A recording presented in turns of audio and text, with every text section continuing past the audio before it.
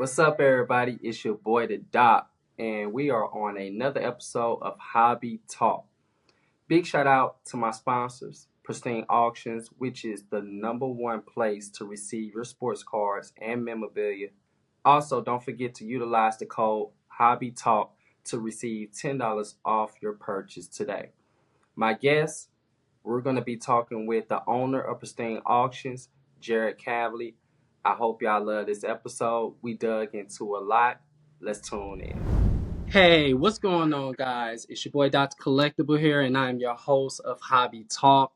Appreciate everyone that's been tuning in to this show. I have a very special guest today, uh, Jared Kavlie, sir. Appreciate you having you on. First off, president and founder of Pristine Auctions. Um, I personally been on this platform for about, I want to say close to maybe 4 years now. I love y'all service, and as well, the customer service is A1, man. Anything that I need to get done, uh, they make it happen behind closed doors. So I want to say I am a fan of Pristine Auctions, but as well, thanks for being on. Appreciate Absolutely. No, thank it. you. I appreciate that. Yeah, it's fun to hear that you've been on the site for a few years. That's awesome. I appreciate that. Yeah, yes. I want to get into later like how I utilize the services, but first off, I want to start with you and your story, your individual as a person. What got you into collecting, and when did it start for you? Yeah, totally. So, a couple things that I remember early on, I kind of had that same story that you hear from a lot of guys, where I had a family member who found the old cards in the attic and they were worth a ton of money. Got my wheels Yes. spinning. But, this is 80s, 90s. This is a lot of people's story. So, but sure enough, I got sucked in. I'd spend all my lunch money and allowance. I'd run up to the card store, spend some money on packs. Really enjoyed it, but I didn't see a return on that investment, I guess we'll say. Just like a lot of people, you're ripping packs, not always the best investment to do it that way. Right. But had a ton of fun, built a nice little collection. And then what I started doing is I live here in Phoenix. That's where we are now. And so I grew up here, junior high, high school. I lived right by Peoria Sports Complex where the Padres and Mariners had spring training. So my Okay. parents gave me a little freedom to go up there pretty much after school. I'd hop on my bike, I'd ride up there as quick as I could, and then I'd start getting some of these cards signed. I remember the first time I went there, I just kind of was scoping it out. I didn't know exactly how it worked. But I was over on the Padres side, and Ken Caminetti is standing there at the fence signing autographs. And I'm like, oh my, like, whoa, like it's that easy. And Mm, a lot of people, especially at spring training, are pretty accommodating. So I started getting yes. the cards signed, but I loved them. I was not going to sell anything. So I ended up with just piles of the same thing, right? And so Mm-hmm. finally, after quite a while of collecting, I decided, all right, I should probably start selling some of my duplicates. So I hopped on some of the other sites, some of the other auction houses, and started selling some of my collection, which was really nice extra money going through high school, college. So I really did it for quite a few years, from probably junior high all the way through college, and even after. It was my Wow. hobby to chase autographs, kind of sell some of the extras, but always a collector at heart. I mean, you can kind of see some of the stuff in my office here. Yes. Still a collector at heart. So, but with all that, I started selling through other platforms. Liked some things about some of them, didn't like some things about the other, and so asked the wife. I said, "Hey, what do you think about us maybe trying to start an auction house?"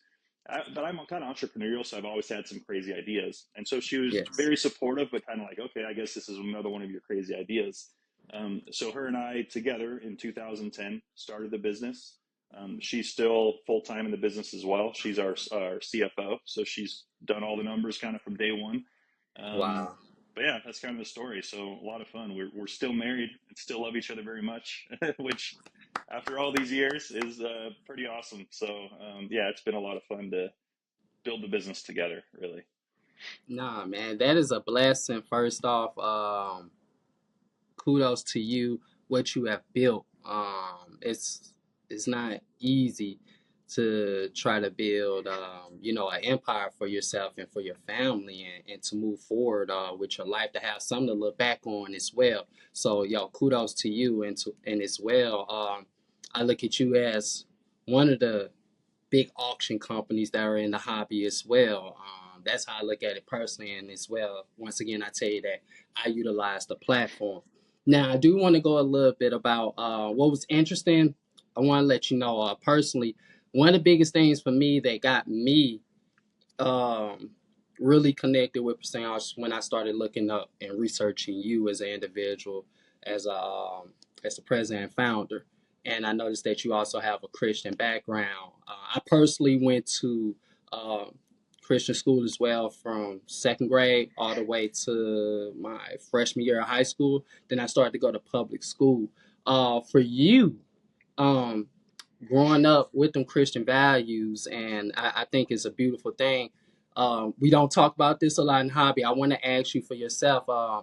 Has that even been a big part of like growing up, um, going to a Christian school, being around kids that also have them same values as you? Did you see a lot of that growing up as a kid, for as like kids collecting and things of that nature? Yeah, first of all, I mean, that's of course a huge part of my identity and a part of my life. My Yes, parents, sir. I actually went to Christian school here in town from kindergarten, Northwest Christian, all the way through high school. Um, Nice. and I don't know if I realized what a blessing that was until really late in my high school career. Um, I say career, high school. I don't know if we call it a career yet, but late in my Hey, high school journey, we'll say. So, but yes. early in high school, I played basketball. I really enjoyed basketball. I felt like, hey, if I want to, like at a small Christian school, I don't know if I can really, earn a scholarship, right? So, Yep. probably sophomore year of high school, I had the thought of going to public school. And my parents made a big sacrifice. It was a big, big part of their income because with myself, my brother, and my sister, going to Christian school is very expensive. So I'm Yes. very thankful that they made that sacrifice. But they finally said, okay, if you're not going to appreciate going there, we're going to give you that option to go. So I really digested it over a summer, and I made the personal choice at that time to stay at the Christian school rather than going to the public school. I think deep Oh, down they probably knew I was going to make that choice, and that's why they let it be my choice, right? But best bingo. choice I've ever made. So huge advocate for Christian schools, for Christian education, especially today. And so from there, I've actually played basketball at Southwestern College here in town, is what it was. Now it's Arizona Christian. So I also continued through a Christian college and graduated with a business degree from Arizona Christian. Had a great education there, great experience there. Was able to play basketball because it's a smaller school, so that Mm-hmm. was a lot of fun. Didn't get a They don't scholarship there, but I was able to not only continue at a Christian school, which was really valuable to me, but also play basketball there, which I really enjoyed. So as far as the hobby goes, there Yeah. were people around me. They even tell me today, now that they know that it's my career. But they reminisce about how even in college I used to take my buddies and we'd run out to get some autographs and got some of them into it a little bit.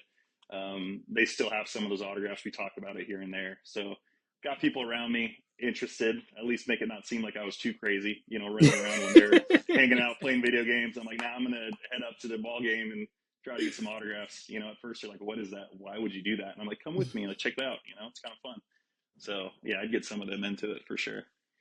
Oh man, that's what's up. I'm glad you was able to share that. I think I was the opposite, probably the kid that was playing a lot of video games. I was collecting a Yeah, lot of video games and sports that's a cards. big Like, thing now. Yeah, yeah, it's becoming a big thing, right? yeah, Bet you don't yeah. have any That still sealed though, do you? yes, Do you? I do That you have some. had from when Mm-hmm. they were yours and you kept them sealed. That's impressive. Yes. Wow. So one thing about all my friends, they tend to do, you're like preservative. Like you preserve everything. I used to buy like two items of each. I got tired of going to Wow. Blockbuster as a kid, and I started buying my own games. And what I did was, I would play the game so much, it would either freeze up or I would need to get a new game, Ring of Death, something crazy going on with that. So I always buy two. So Wow. from there, yep, that's how I kind of like That's started wild. with me. So Yeah, man. so you did that more for the practical side, not because you felt like it was going to become a collectible? Or did you think of it Collecting, from a collectible side too?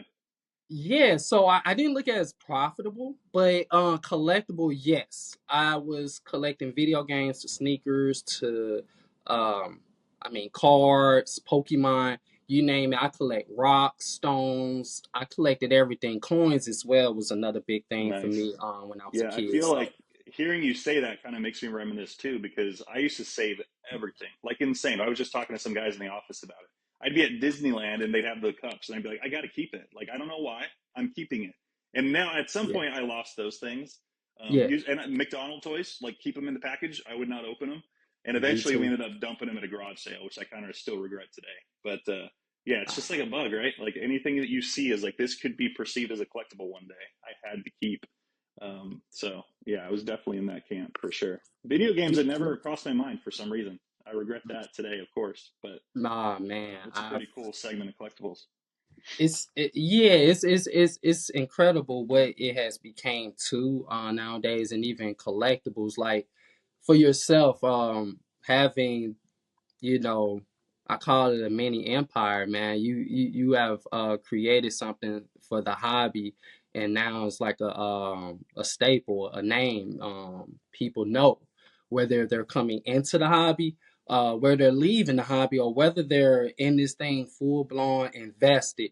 For you, um, I gotta ask, man, what clicked for you to say? And I know you gave me a background, but was there a day where the Yeah, flick kind of switched where like, oh, I need to do this. I need to start yeah. this. This is something I want to give to the hobby. So feel free to Yeah. elaborate on that. I mean, first of all, extremely humbled. Like to know that we're sort of a household name now is extremely humbling. So I'm really proud of that. It's just the team around me that has been just done an excellent job for so many years. They've been fantastic. But a couple moments that I think kind of clicked. I Yes. remember specifically. So early on in our website, we paid some guys from Canada like $2,000 to create our website. It was miserably bad, right? That's how we started. And the idea was, I really didn't. Thinking back, my business plan was miserably bad. Like it's nothing short of a miracle that it actually ended up working if I think Right. back that far. But the website was extremely manual. So we would have to basically like if somebody consigned something, we would have to Hmm. create a manual report after the auction of like who owned what. It was all manual. And so Interesting. what will also happen is for shipping, like we would have to kind of decide after reviewing the invoice how much shipping should cost. So I got pretty good at it and pretty quick by just looking at an invoice. I'm like, okay, I think it will cost this much. It was kind of an educated guess. But I Right. remember one time being at lunch with my wife, doing those numbers, and she kind of presented to me. She said, "Okay, for this month, we actually made $5,000 profit, like on the books." And I was like, "Really? Like I could work with that. Like I think we could survive." And that's what at that moment I was so excited because I'm like, and at that point that would have been like a lifestyle business, right? I didn't Right. have the vision at that point it would becoming something as large as it is now. But I always was entrepreneurial, and that was always ultimately my goal. It's just I was so much like focused on a day at a time, and if we could just make this thing something where I can do what I love and do that and make enough to survive, then I am absolutely pumped. So that day was one that I still remember today because I was just so excited because I'm like, it's actually I think it's going to actually work. A little Yeah. naive at that point because again it was so early and in such an infant stage that the odds that it continued to work were pretty low at that point, I think, because it was pretty archaic in a lot of ways at that stage. But and Right. then so with the team around me, I feel like in a lot of ways we've been pretty innovative. So we started without a great plan. I was just like, I just kind of want to be like everybody else and do some things that I like a little, like kind of take the things I like about the others and do it. But we were very Right. much just like everybody else. We had like a monthly auction, and there was nothing real special about it. So I think Hmm. one like special moment was when the team got together and we decided. So there's this website that was really popular at the time called Woot, and the concept of Woot. I don't know if a lot of people listening are going to remember it. It might still be around now, but I think they've kind of changed the way they do it. But the idea was it was a daily deal. Like every day you got to log on. There's a daily deal. And so Right. that's when our light bulb kind of went off, and I said, let's do a daily auction. Don't know if it's going to work. We're going to do one auction. You come, it's only live for one day. And it was innovative. Nobody really at that time was doing anything like that. And it was only one item for like one day, and then very quickly it worked pretty well. It got people thinking about us and coming back. And the daily auction now has really become our staple. I mean, right now today there's probably 1,400 auctions going in the daily auction. It's literally a 24-hour auction. Everything Yep. starts at $1. There's no reserves. And so that I think really has worked well because people have thought about us. Our website is completely custom, which is good and bad. It allows us to be innovative and quickly Yep. pivot on things, but it's Right. also very expensive and very difficult to maintain at times. But that's an Hmm. example of how it allowed us, because it's our platform, to say, hey, we have this idea, talk to our developers, and we're like, let's develop this and see if it works. So those are things that we've done over time is just continue to try to be a little innovative, ahead of the curve, and come up with ideas like that. So that was another moment. The daily auction, I think, really solidified, like, all right, we're going to be innovative. We're not just going to be at everybody else, and we're going to try to make this work. So I guess those were two moments that I really think back to as key moments kind of in the progression of Pristine and making it work. Yeah. Mm. All right, everyone. So my item of the week, we have a Lil Wayne signed Funko Pop. Now I know y'all probably asking, why Lil Wayne? Guys, right now, he is on a buzz when you're talking about the Super Bowl that's going down in New Orleans. It's been a lot of talk between should it be Kendrick Lamar performing, should it be Lil Wayne. So I feel like at the height of what's going on with his name right now and where his career is at, we all know he the GOAT. And if you're looking to get your hands on a Lil Wayne item like this, which is also signed and is JSA certified. So make sure you check out Pristine Auctions. Get your hands on this item. And as well, don't forget to utilize the code Hobby Talk to get $10 off your purchase. Let's get back into this interview. Years ago, I went through like a tragic event in my life, and I was trying to figure out like where do I need to send my items. I don't trust them in my house anymore. Well, I was in my apartment at the time, and I was like, okay, I can send my items to Pristine. I can set up these auctions the way I really want, reserve a price the way I want, and I can have this going on continuously. If it doesn't sell for the price that it sells for, or let's say, people bid and actually had a reserve price, boom, it goes back up to auction again. I love that process because I know two things. My my items, whatever items that I do send off, are in great condition and they're in a great facility at that. But then I look at the aspect of almost use it like a, how would I say? It's almost like a business card. Like I show people on, hey, I got this on percent. I can send the link, boom, boom, whatever it is, they can bid. And from there, like you say, I can have the item on for a day, 7 days, a month, however it goes. But I love the fact that I have like a lot of control behind the scenes without actually having to have them items. And if I'm in need to say, hey, if I do want to have my item back, not only that, y'all take care of them items and they come back in complete condition. So I even utilized that service one time just to send an item and to see if it come back and everything was good with it and everything came back pristine. So Awesome. um Yeah, I like to hear yeah, that. Yeah, and that's just a shout out to our team. I mean, we have about 100 on our team now, and that's what it takes, to process the kind of volume that we do. Our team's been yeah, just innovative in terms of the operation. It's all the behind the scenes stuff, but we've really done a great job as a team to be able to process things very efficiently and effectively, especially with high volume. And we have, like, to speak to what you're saying, we have all kinds of different options. So most of yeah, our options do have no reserve. To just right. kind of mention that to the buyers. And as a Mm-hmm. collector, like, I don't like reserves, but I understand it as a seller. Right? There are certain times where we have to provide that as a platform.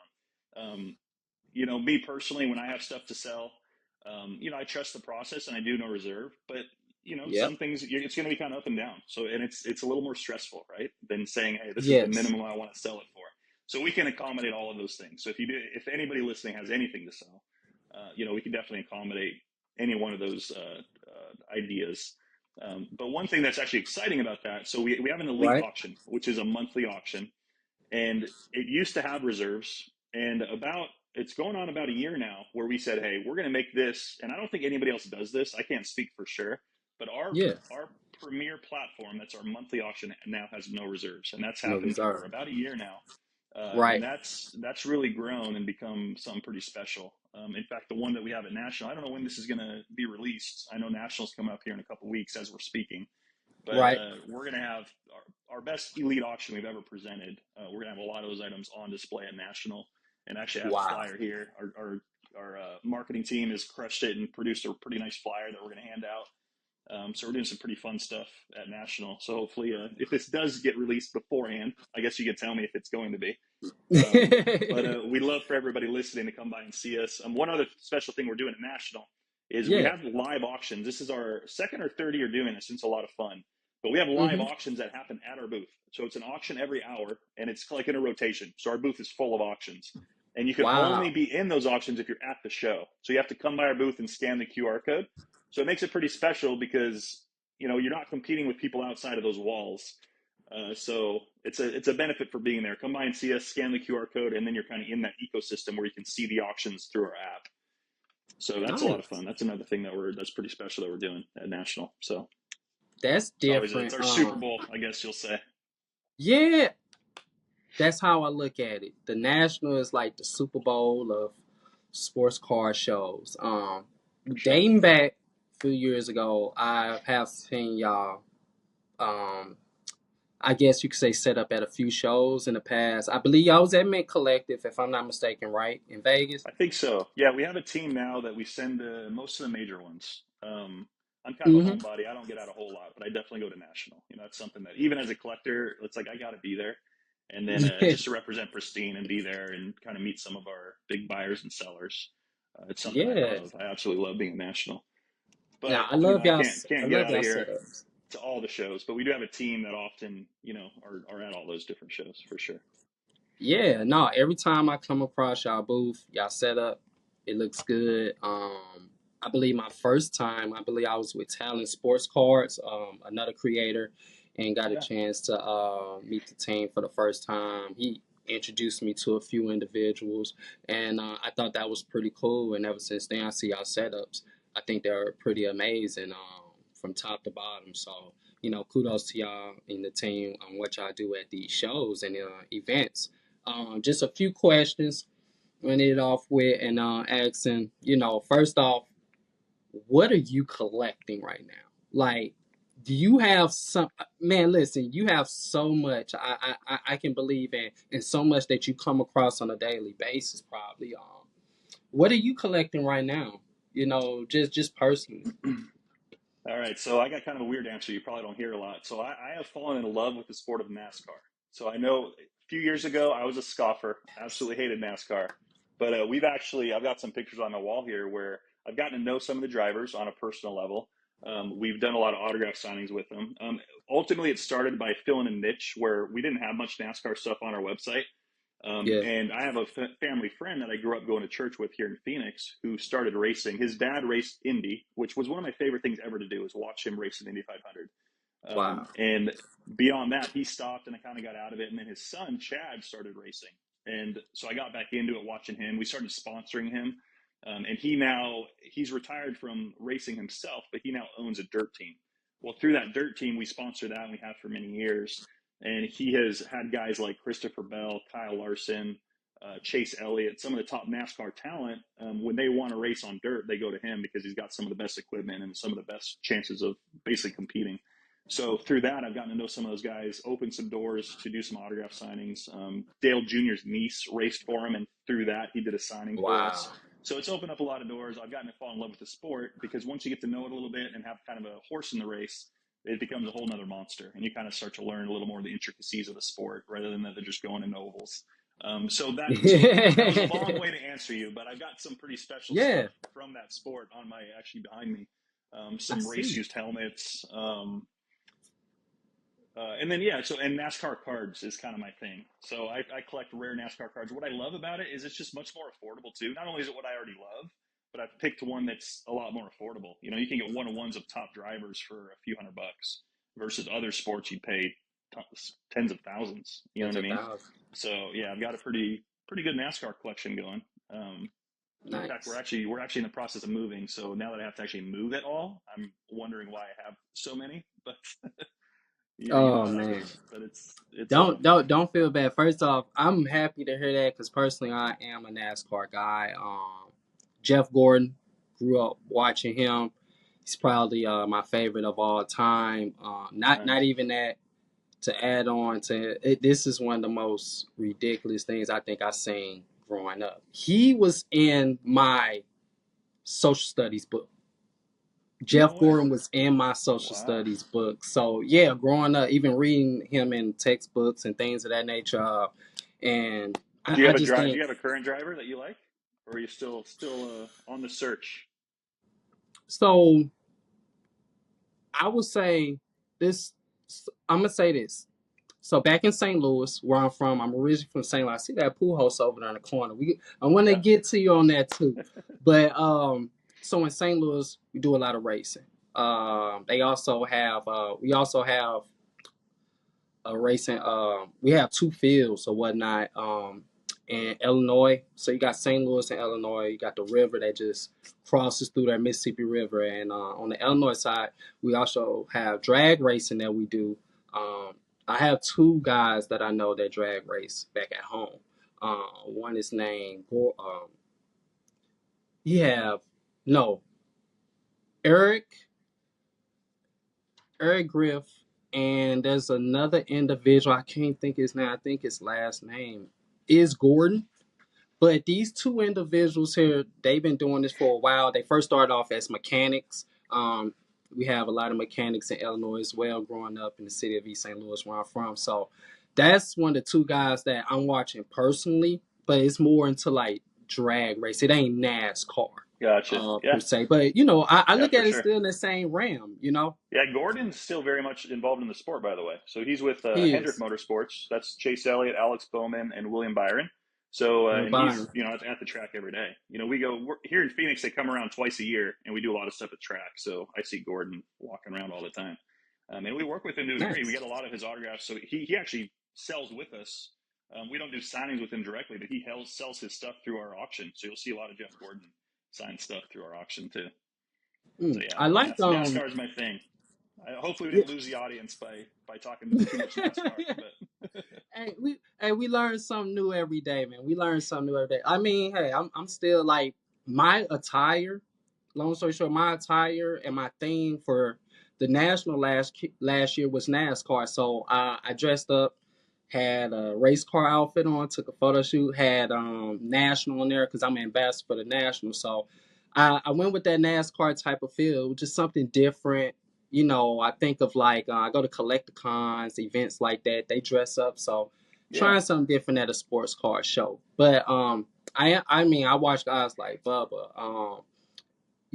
That's one of the big guys as well as African American that's doing this thing in NASCAR. I think that's pretty dope as well. So I yeah, do he's one watch we've those worked with, stuff. and we've sponsored him. He's been in a Yeah. full Pristine. I'm looking to see if I have one around here. I probably have one over on my shelf, but he actually raced a full Pristine auction truck at one of the races. So yeah, he's a That's guy we've dope. sponsored too. Yeah, it's a lot of Nice. fun. It's pretty cool to see our logo out there. It's not cheap. I can't do it all the time, but Yes. it's pretty fun Nah, when we man. can. Look, you doing a good job making sure that Pristine Auction is being headfirst into the hobby, especially like I say, once again, with new people coming in. I can look up Pristine Auctions on Google and there's no problem at all. One of my last questions, I know I've been holding you for a while now. The Pujols jersey. I'm a St. Louis guy. I just explained to him I'm from that area. Uh, how did you get that behind you? I just gotta There's ask no, that question. yeah, there's not a magical story to that. So that is again one segment of collectibles that I really like is game used stuff. I still think a lot of game used memorabilia is still pretty underpriced. So I just found this in an auction. I like Pujols. I can't say he's like one of my main guys, but I've always been Yeah. a fan of his. And that's a game used jersey that he actually wrote game used on, and it's got the MLB authentication where you know exactly what game it was used at. So and then Mm, I put a case up so it's actually changeable, so you can actually pull the top up and then put a different yeah. jersey in. So I was intending to kind of rotate it out, but got Pujols up there, and I'm like, yeah, I like Pujols, so I'm just gonna stick with that. I got a few other game used jerseys, but it's just another segment of collectibles that I really enjoy, and I think is a good investment personally too. Nah, definitely, man. I'm a Pujols guy. Mark McGuire, you name it. Carpenter. I'm a big fan of the Cardinals. So Right. Ozzy. So when it comes to that, I definitely had to ask about that Pujols jersey. I'm gonna be honest, St. Louis guy. So I think it was a great timing to have it in there for this Yeah, for interview. sure. That's totally Um, why I have it back there, just for this. uh, nah, nice man. Thank you, Yeah, Jared Kavlie. First off, I want to say thank you for your time. I'm pretty sure you're a busy individual, and you're building, like I say, an empire for yourself, and not only that, but for the hobby. So once again, kudos to you. Kudos for opportunity as well. I'm glad to have not only that, but Pristine Auction and Fan Arts to be behind Hobby Talk as well. So once again, everyone, I hope y'all enjoyed this episode. I also hope that y'all got a chance to enjoy this conversation and get to know Jared as well a lot more. And hoping we, gave some interesting questions and you giving us some great interesting answers. And last but not least, to you, I want to say we want to leave off anything for the people. I don't know, any advice, any last notes, feel free. I appreciate it. First of all, thank you for having me on the show. I really appreciate it. Like what you guys are doing. I'm excited to keep on listening. But no, I just, again, I'm just kind of humbled. I appreciate being a part of the hobby. It's something I absolutely love. And so be able to do it as a job is the coolest thing I could have ever asked for. So thank you to those who shop with us. I really appreciate all you guys, our buyers, our sellers. And yeah, we just want to keep bringing you some innovative stuff. And we really appreciate you guys. So thank you. Thank you, everyone. Hope y'all continue to tune in. Appreciate everyone. Thank you. All right, everyone. Appreciate y'all tuning in to this week episode. Make sure you go and continue to check out Pristine Auctions, number one place for sports cars and memorabilia. If there's anything that you're looking for, 10 out of 10, they probably have it for you. And also, don't forget to like, share, and subscribe to the channel. Once again, it's your boy, The Doc, and I'm out.